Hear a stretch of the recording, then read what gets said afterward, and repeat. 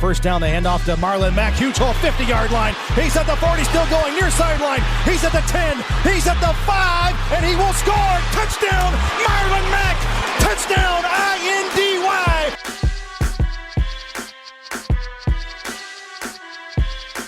And again, it's picked up. It's Darius Leonard. Leonard with his second INT, and he's streaking down the near sideline. He's at the 40. He's at the 30. He's at the 20. He's gonna go. A pick six for the Maniac. Horseshoe is back, baby.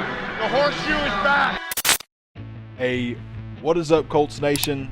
Xzavier Caudill here, and today, as you can tell by the title, we're going to be going over some of the key matchups to watch for in this Week 16 matchup versus the Steelers. Now, all of this film I'm going to show you all today is going to be from last year, 2019.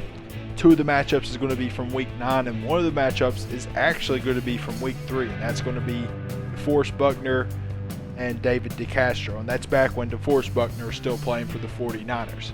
Now, he was still a really good player back then, very identical to the one he is now. You just got to think the 49ers team back then had D Ford. They had all this incredible talent on this defensive line. They couldn't pay DeForest. That's really why they had to give him up. I'm sure that 49ers team would have loved to have kept DeForest Buckner. But instead, they traded for our first pick. They drafted a D tackle then. He hasn't really worked out. They just couldn't pay him. That's what it really boiled down to. It wasn't that they didn't like him or thought he was bad. They just didn't have the cap space. But for our first matchup here, Kenny Moore versus Juju Smith, this was a really big one in our first time we matched up because Kenny Moore shut him down. I think Juju had 6, 7, maybe 8 targets. I lost count. I quit counting after the first or second quarter. But he had a good amount of targets, and Kenny Moore just kind of shut him down. Like the first play I'm going to show you here, they're at the top of your screen here. I don't think you can see their full body, but you can see their legs. Don't worry, you'll be able to see their full body here in a second. Kenny Moore just sticks stride for stride with him here. Gets his hand in there, breaks up that ball. That's an excellent job in coverage there from Kenny Moore. Now keep in mind, Kenny Moore this year is obviously stronger. He's obviously faster. He's a better tackler from the slot position. On this play, Juju's not in the slot, but he lines up in the slot 75% of his plays this year. Now we got Xzavier Rhodes, so Kenny Moore has really been playing that slot corner position that he truly is. So we'll see this matchup a ton coming up this Sunday. So this is the next play I have for you guys for Kenny Moore, and this just really showcases what Kenny Moore does. He's a big play guy, so one way or another he's going to make you pay in a game. That's whether he's blitzing from the secondary, making a big play in the backfield, or you tip a ball up and he locates the ball, finds it, and makes you pay for it, like he does right here. That's something Kenny Moore does. They call him Big Play Kenny for a reason. He always finds a way to make a big play, and if you drop a pass or you tip one up, most likely if it's in his area, he's going to come down with it. So now we're going to move on to Juju's highlights. Now, I only could find one play where Juju actually beat Kenny Moore, and there was multiple plays where he was on Kenny Moore. He just couldn't beat Kenny Moore. Kenny Moore locked him up, like I said. And right here is just going to be the only play I could find where he is going to beat Kenny Moore. You're just going to see him run a simple slant pattern. Kenny Moore, this is a cover 3 concept. He was playing the deep ball, so he wasn't ready to break on the slant. Mason Rudolph just does a good job of diagnosing its cover 3, knowing that Kenny Moore's not going to be there to break on this ball, and he's going to deliver a strike to Juju. So this is the last play I got for Kenny Moore in the Week 19 or the Week 9 2019 matchup. Now keep in mind, Kenny Moore is Juju Smith. This is the last play I got for Juju, and then we're going to move on to our next matchup. Now keep in mind, Juju is a really good player. He could go off any game that's just Juju Smith-Schuster.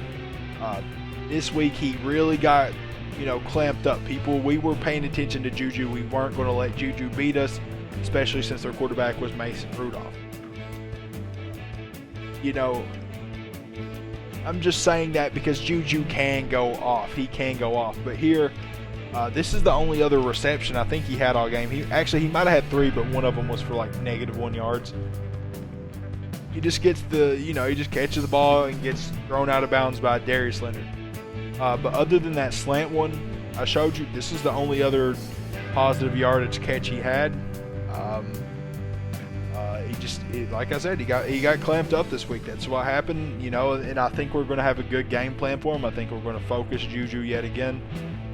And I think we'll see a lot of the same result that we saw last year, this year, in this game. So now we're going to be moving on to my second matchup I have for you guys, and that's going to be Justin Houston versus Alejandro Villanueva. Now, he's been their left tackle. He was their left tackle last year. He is again this year. Alejandro Villanueva doesn't impress me. He's not an impressive guy. He's not very strong. He's a huge dude. He's like 6'9", 320. He's kind of like a Nate Soldier type of size. But he's just not strong. He's not very fast. This year he's a little bit better, I will say that, but not by much. He's not. I went and watched a couple games of his, just for fun. He's not that guy. And I think we're going to see a lot more of Justin Houston dominating this matchup, because last year Justin Houston dominated this matchup. And like right here, he comes off the edge, keeps hustling, and ends up getting the strip sack, which ends up being a safety. That was a big play in this game. I think we fumbled the kickoff or fumbled the punt whenever they had to punt the ball away on the safety, so that's unfortunate. But that's just a really good effort there from Houston, and a great job of beating a huge offensive lineman like Villanueva. So this is the last play I got for Justin Houston.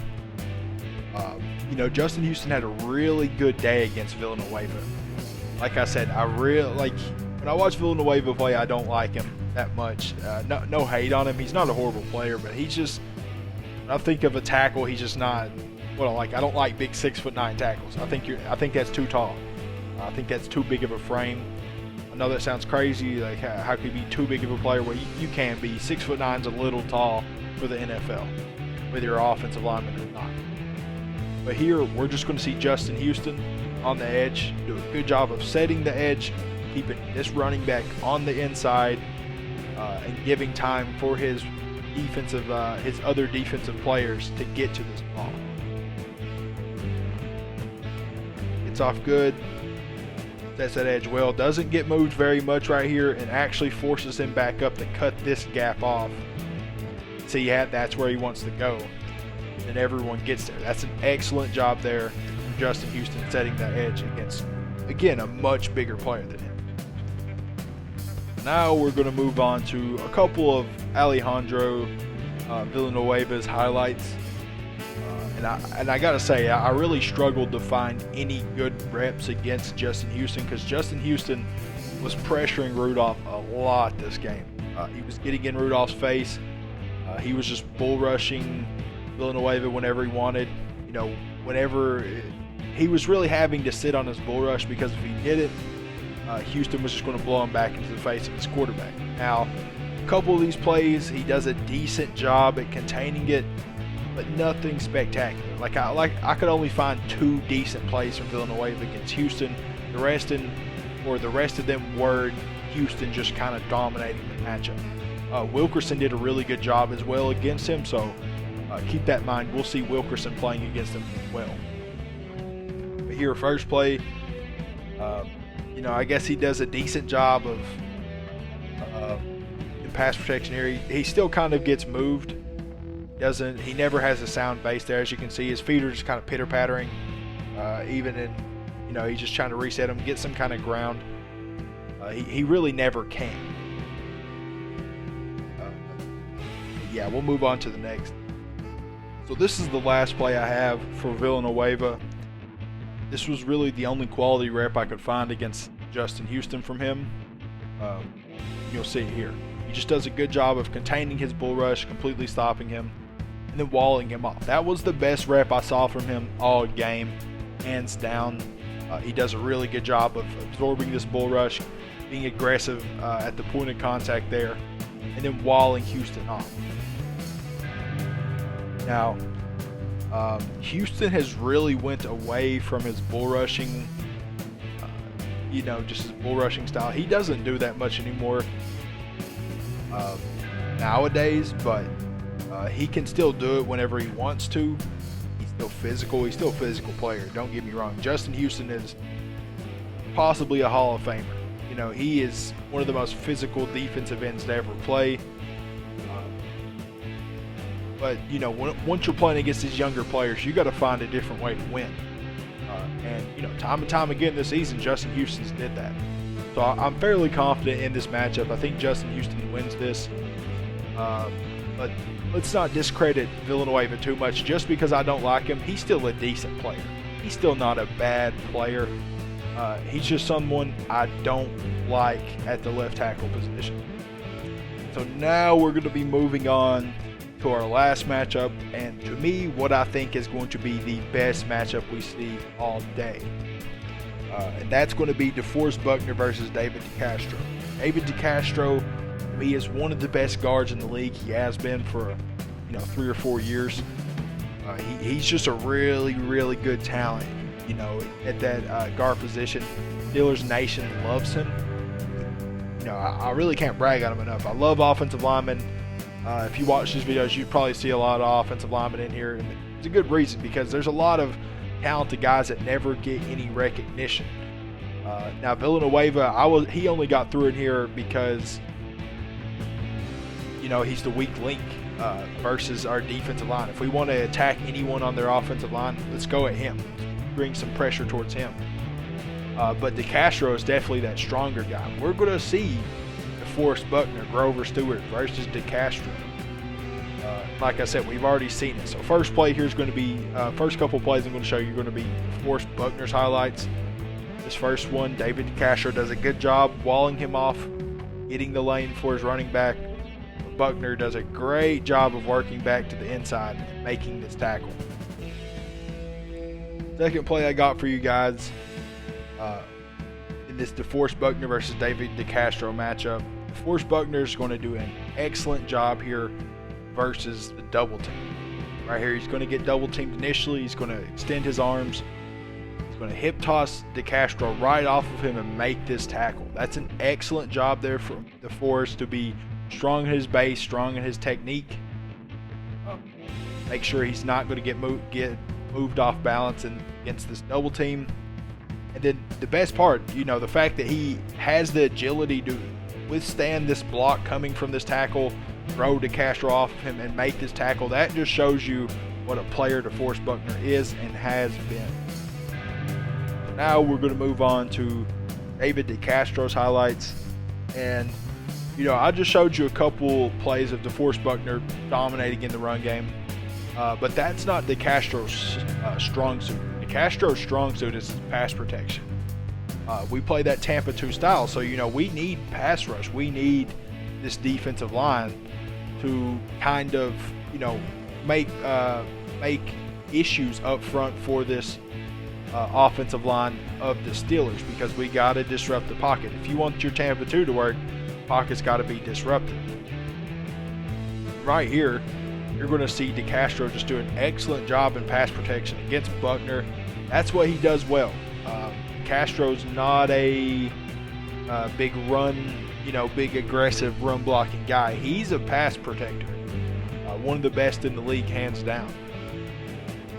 So it's really going to be pivotal for Deforest Buckner to win this matchup when he has to see it, because we need to affect that pocket if we want to win this game versus the Steelers. Can't let Big Ben sit back there and deke and dunk us for a win. Control the ball possession. So last play I got for you guys, and again, this is the highlight of De Castro versus Buckner. Castro doing another good job here in pass protection. Like I said, he's a very good pass protector, one of the best in the league. pass protection. You know, Ali Marpet's really good. Zach Martin of course, Zach Martin is the gold standard of pass protection at the guard position. But De Castro's up there. He's 2, 3, maybe 4, but I would put him in that top 3 best pass protecting guards in this league.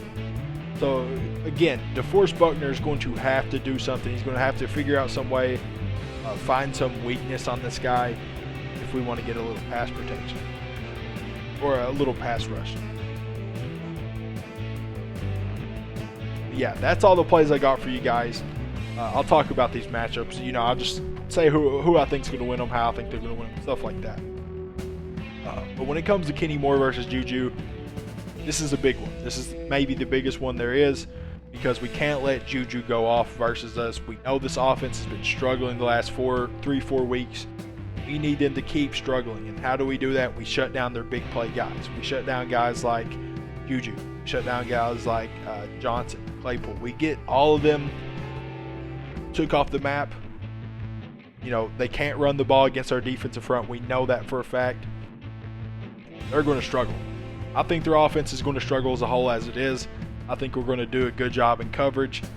I think that Tampa 2 is a really, really sound defensive scheme versus the Steelers, just because Big Ben's arm isn't the same as what it was. So he's going to have to fit balls into tight windows in this zone coverage. That plays right into our hand. That's what we want. We want him throwing into tight windows against this defense. I think we're going to get interception this game. I'd almost bet on it just because of how Big Ben's been playing recently and how he'll have to play against us. But yeah, I think Kenny Moore shuts him down. I think we see this matchup a lot. I'm really confident in that one. Second matchup, Justin Houston versus Alejandro Villanueva. Now, I've already gave my thoughts on that one yet again, but I'll go over it.